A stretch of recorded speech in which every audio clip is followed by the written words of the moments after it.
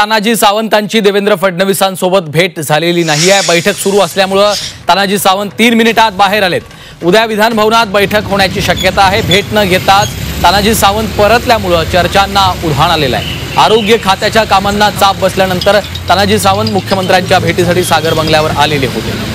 कपिल राऊत आमचे प्रतिनिधी सध्या आपल्यासोबत फोन लाईनवरून जोडले गेलेले आहेत। कपिल, तानाजी सावंत आणि मुख्यमंत्री देवेंद्र फडणवीस यांच्यामध्ये भेट होऊ शकलेली नाहीये, काय नेमकं घडलंय?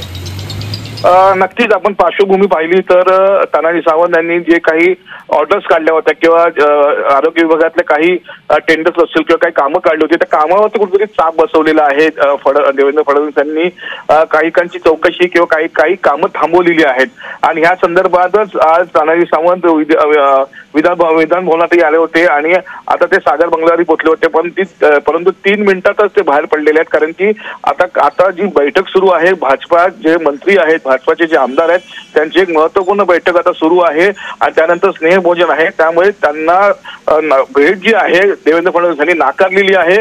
त्याच्या मागचं राजकीय अनेक चर्चा सुरू आहेत का तानाजी सावंतचा जो जसा प्रकार इतिहास आहे, त्यांच्यावर जे आरोप झाले त्या अनुषंगाने देवेंद्र फडणवीस यांनी ही भेट नाकारली असावी अशी एक राजकीय चर्चा सुरू आहे।